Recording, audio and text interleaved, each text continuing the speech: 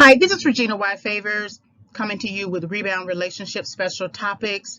This is part of my Life Rebound and Recovery series where I explore particular trending topics and also just everyday relationship topics.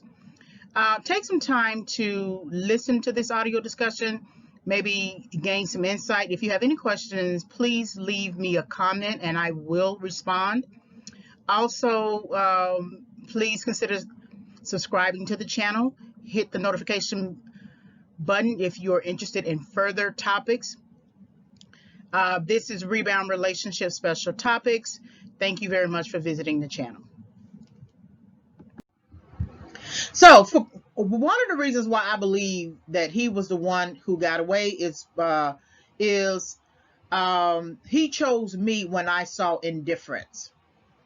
So he was the guy that I met when I was in high school, and he wasn't in high school. He was already out of high school, and he wasn't that much older, but I was walking home from work. I was part of the co-op program, and where you went to school half a day, then you went to work half a day. And so I just love the whole idea of being able to go to school and then leave at 12 noon, get on the city bus, ride all the way to downtown. And at that time, I was working for Hunt Oil Company.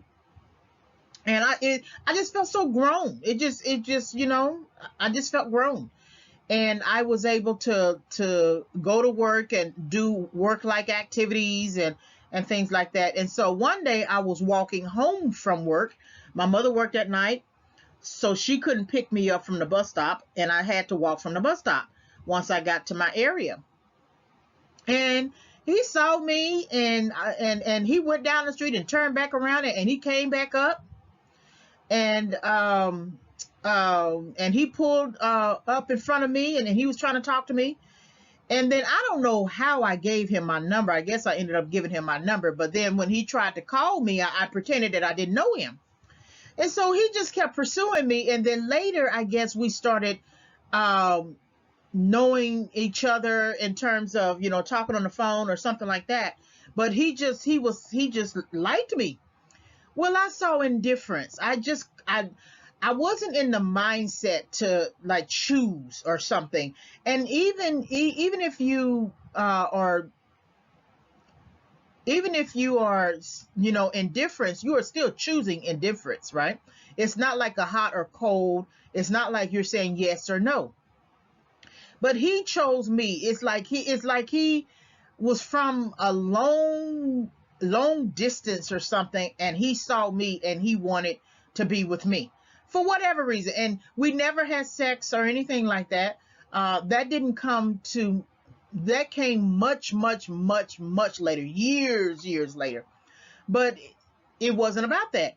And he chose me, but I saw indifference. I just couldn't see him, or maybe I just refused to see him, or maybe I just wasn't in the mindset to see him. So he saw me when I saw nothing. This is important because there's a difference between choosing and seeing. He saw something in me that he liked. The look I had, the way I was carrying myself, whether I truly understood myself at the time, but he saw something.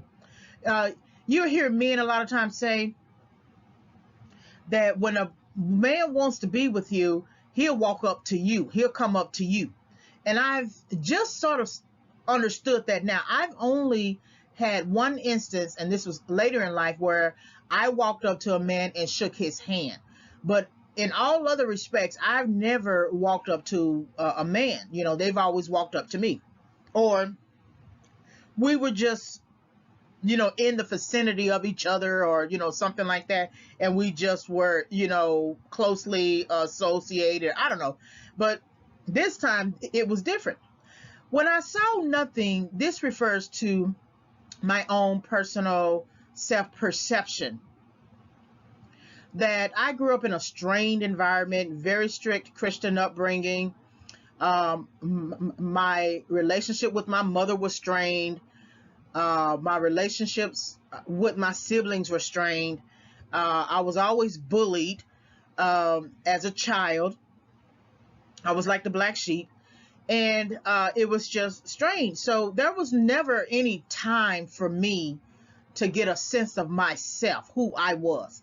I liked the fact that I was able to leave school every day and go to work and buy clothes for myself. I bought my own clothes. I looked nice. But just because you can put clothes on, new clothes on, wear new shoes, get your hair fixed, things like that, does not mean that you know yourself or see yourself. All of that is just mere activity. And so he saw something before I saw anything in myself. And actually nothing. I didn't see anything in myself. And it's me thinking about this now at 45 years old, me thinking about my 18, 19, 20, maybe 21-year-old self, that I see it differently. And so he saw me when I saw nothing. He instructed me when I saw offense. The instruction comes at a time when the job that I had in high school was a job that I could not keep because it was only for high school students. And so I didn't plan. And this is one of the things that I teach, where I would teach transition to students using, composition principles and things like that. And he was trying to instruct me on, where to get a job or something like that. So he called attention to a particular type of job that I don't find offensive, but at the time I was trying to get back into the office. So he said, well, if you need a job and you want to do all those things that you want to do, just go get a job at McDonald's. And at that time I saw offense. I felt like he wasn't listening to me. I wanted the office. But when I think about it, he wasn't trying to offend me. It was the adult person in him trying to say, go until you get the job that you want, go and get this job for right now. But I just couldn't see it. As I will note in other slides, it was the adult person in him trying to talk to the person who was about to become an adult on what to do. And so I saw offense. I pulled back like a wounded deer somewhere, wouldn't talk to him. And I didn't gain an understanding at that time that I have now. So he understood finances when I saw unreadiness. I was introduced to credit early, and it was two-part. My mother was trying to get me to get credit under the guise of you need to begin saving. I mean, under the truth of you need to begin saving, but also under the guise of maybe having extra access to money, credit, credit. And so when you don't have a good understanding of finances, it shows, because then you will have overdue bills that you can't pay. And I had to learn the hard way. Well, he was very good with his finances. He reflected a person who was very good with his finances. But when he was trying to tell me and, talk to me about finances, just from a very passing, just like passing comments, it's not like it's not like he was trying to create a conversation for. Sometimes out of their depository of wisdom, they will say something, right? Well, I was unready to begin. I was unready to begin being responsible for credit. That meant that I would need to get the knowledge and understanding. Well, he had knowledge and understanding of it. And he didn't seem to me, when I think about it now, he didn't seem to me to be a person who relied on credit either. He seemed to be a person who understood how to manage his money, his finances. And I feel like now that's what he was actually trying to show me. But I was unready, and it showed that I was unready, because then while I was trying to repair my credit, I jumped and moved to San Diego. And I didn't complete the process of repairing my credit. I ended up getting more credit, getting more in depth, getting more irresponsible in how I managed credit and my finances. So I missed that step. He was sort of like being a teacher at that time, a instructor at that time, and I didn't get it. He had a place to live when I saw homelessness. So um, he had a physical place to live, but I saw homelessness. I wasn't homeless at the time, not really, but I, had uh, an apartment. I had moved with my boyfriend at first, and then that went bad, and then I had to move in with my stepfather for a short term. Once I got enough money, I was able to move in my apartment. Well, I never put furniture in the apartment, and my stepfather has always told me, when a man is interested in you, pay attention to what he is not telling you, right? Most importantly, pay attention to how long he has been in that apartment. If he's been in an apartment for years and he has no furniture, he's not stable. He can leave anytime, right? My stepfather asked, okay, so how long has he been on a job? How long has he been in his own place? Does he put furniture in the place? Does he save money? These types of questions that a father would tell a young daughter before she gets into a relationship. Well, when I went to his place, by the time I was in my own apartment and then I went to his place some years later, he had furniture, he had a stable job, he stayed on his job, he worked a job, he had money. In terms of saving money, he didn't make a whole lot of money, but what he had, he managed. And with me, the homelessness that I'm referring to here is emotional, psychological, spiritual, financial homelessness, and the physical aspect of it, because I never put furniture in the place. And I stayed there for about a year or so, and then I moved to San Diego. So again, that's instruction telling me, going back to what my stepfather said, and then what this guy was basically suggesting through his own actions. And when I say he had furniture, he had furniture. He didn't just have like a beanbag chair. He had a coffee table. He had two end tables. He had a couch. He had another couch. He had a dining room set. He had a well-stocked kitchen. Then he had a bedroom set. He was a grown person. That's what he was telling me. That's what he was suggesting to me. Sometimes you don't always get what you need from your mother or your father or the family upbringing, because they're too busy working and trying to provide for you. And so sometimes they don't always have the time to further explain the ideas that they give you. And so this guy comes along and it's almost like an intervention plus a prevention. Prevention in terms of, don't do this, and then intervention that you are in a mess that I can see is not going to go anywhere. So let me say something to you. But I saw homelessness.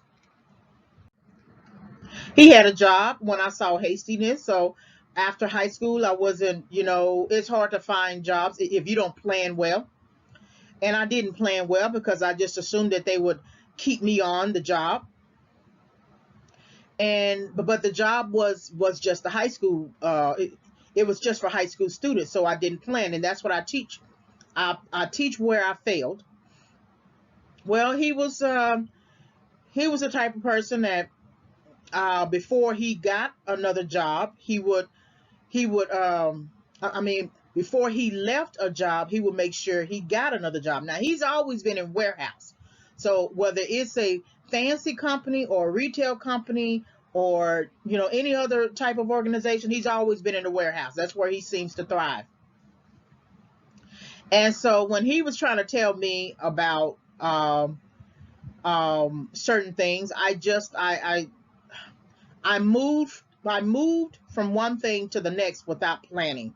That's what my hastiness was. That's sort of like a running theme in my life too, hastiness. And so he was telling me that to keep a job in terms of uh, making your transitions, don't leave one thing to the next. And it makes sense because he didn't have family out here in Dallas.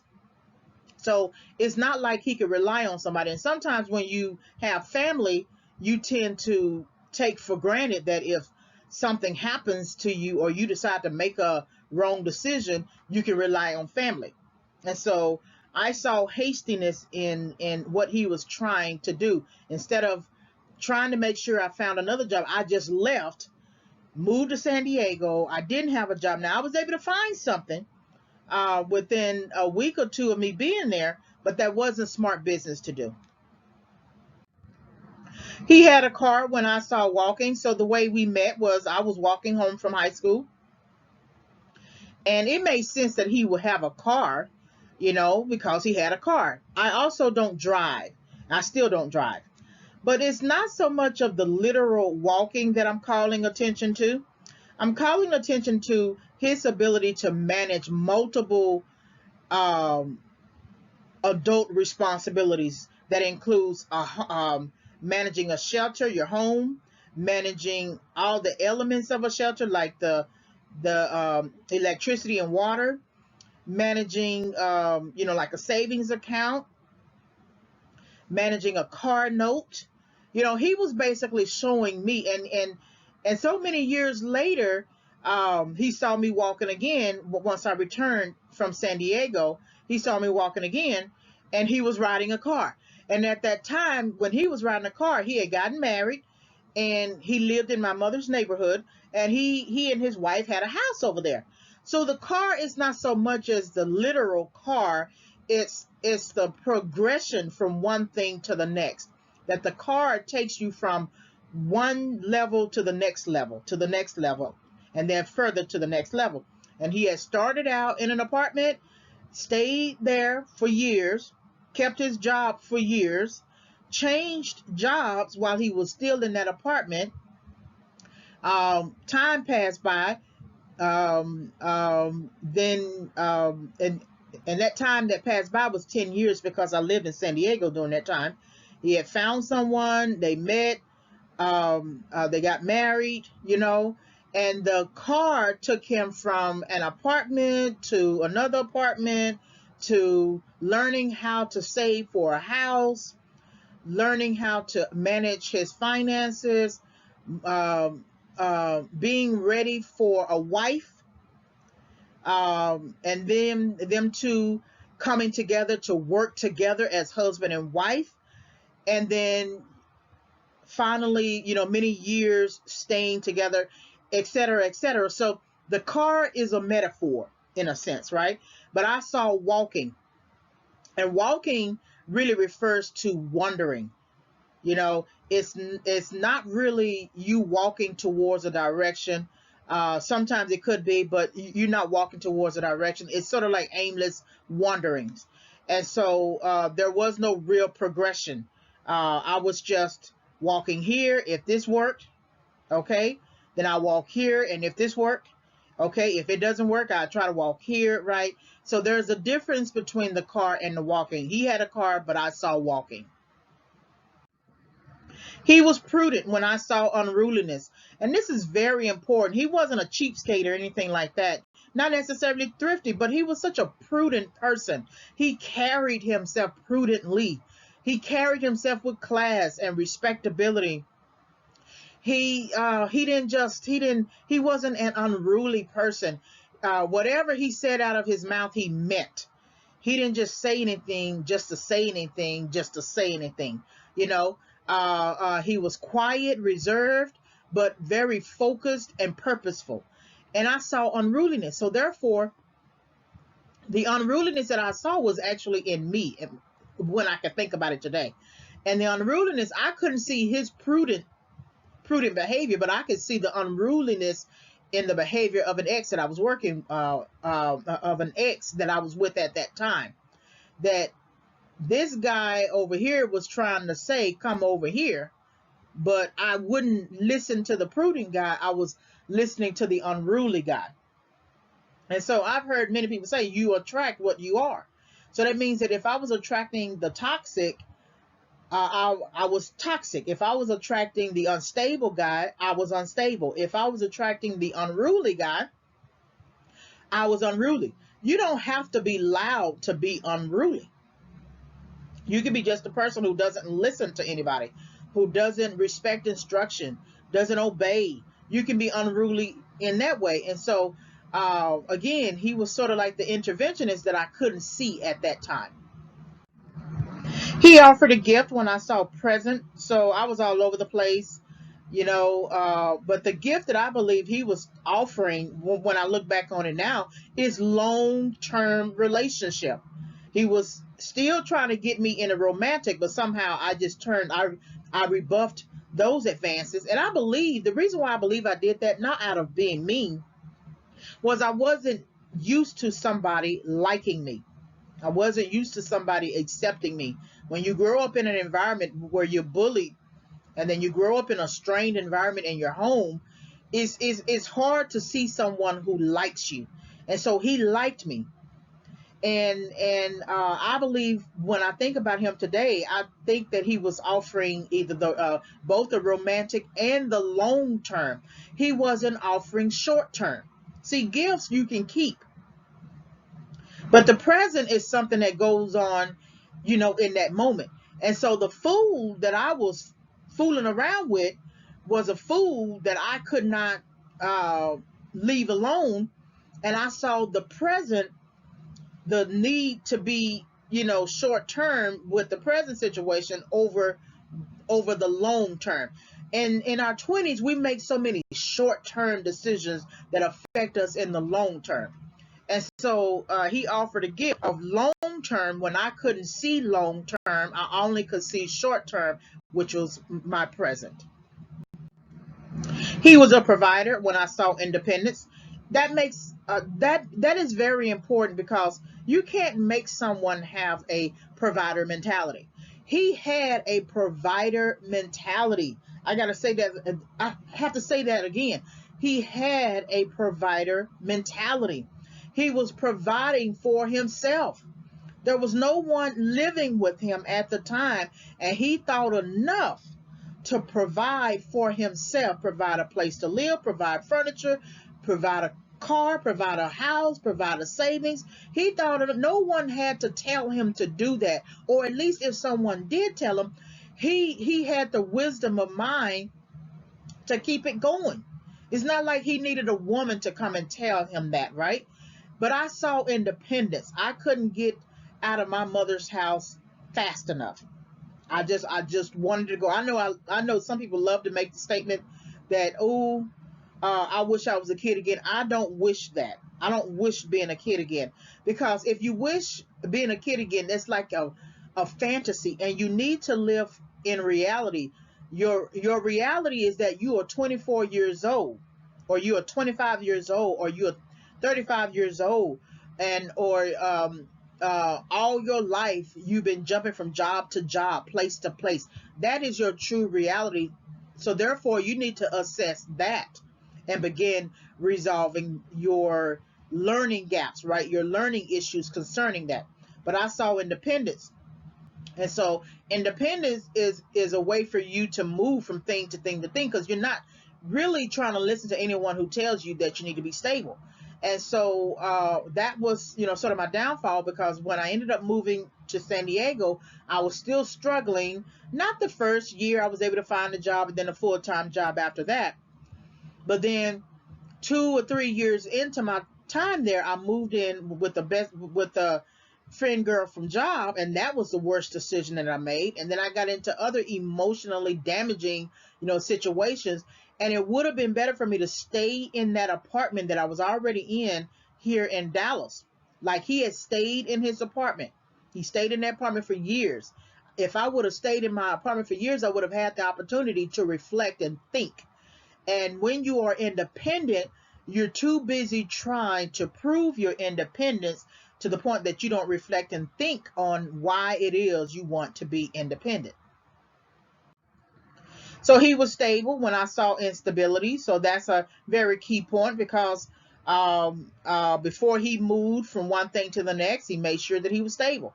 And so that by the time he got to an age where he could buy a house, get married and buy a house, he had the practice of being stable.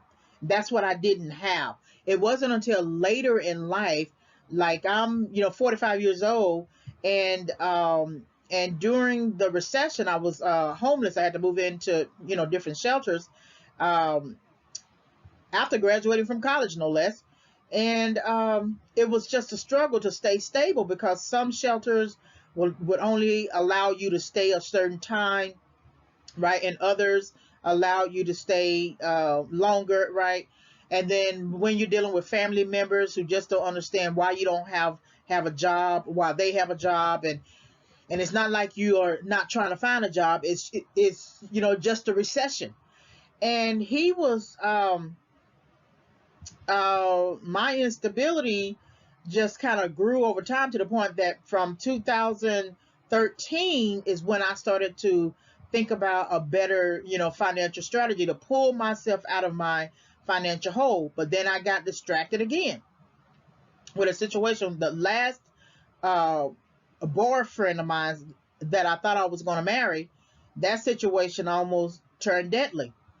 And so after I let him go for good from 2016 and on, at least from 2013, really, I have remained stable. I made sure to stay stable. I stayed in the same place that I'm in right now. I have now just begun, developing a savings plan, repairing my credit. I'm really on a good, really, great path to bring up my credit score.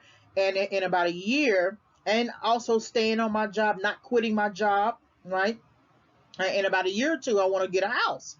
And so it's like I'm learning now at 45, really between 38 to 45, all the stuff that I was supposed to learn in my 20s. That person was an interventionist, right? There was another person I remember on my job from years ago as an interventionist. And it's important to pay attention to these people that we oftentimes call boring, because today I cannot live unstable. I can't have it. And maybe it has a lot to do with age, but I'm tired. I don't want to move from place to place to place. That goes for, individuals. That's why I'm in a state of solitude right now, so I can reflect and think, so I don't make more crazy decisions. I would hate to be, some of these people at 60, 70 years old, never kept a place, never kept a job, always lived for the day, and they don't have anything to show for anything. And I just don't want that for my life. So where he was stable, I saw instability.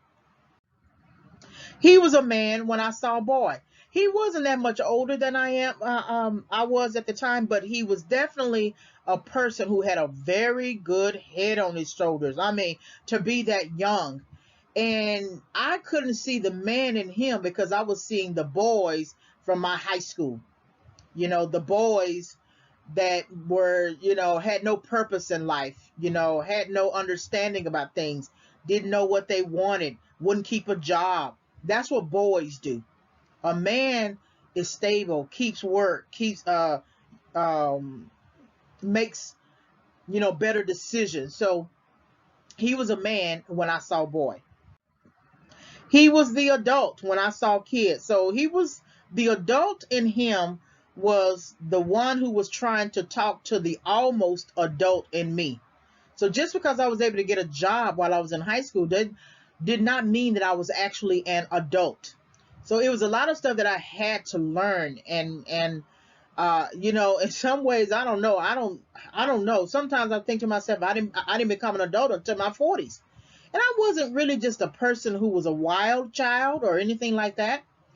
But you can be an unstable person who doesn't do drugs, who doesn't get into a lot of relationships. You could just be the type of person who doesn't listen. And I was at that point because just you have people who try to talk to you and they mistreat you. So it's hard for you to listen to anybody else who is right for you to listen to. And so he was the adult when I saw kid. All right, so hopefully you were able to gain insight from this video discussion. Please like, subscribe, and visit. So please like the video, hit the notification bell for more discussions. I am re-uploading all of my audios, so I needed to make some changes to them. You can visit my website for more content at reginayfavors.com. If you want to send me an email, you can send an email reginayfavors@yahoo.com. Please also purchase the book. It's going to come out in spring 2021. So I had to make changes to my book to update it, and I also updated updated the title. So the original title was Bait, Hook, and Switch, Confessions of a Rebound Girl, and I have updated the title to Toxic Encounters, Why People Pursue Rebound Relationships. So right now I'm still basically editing it, and I want to make it available in spring 2021. So thank you very much for visiting my channel, and I am Regina Y. Favors. Have a great day.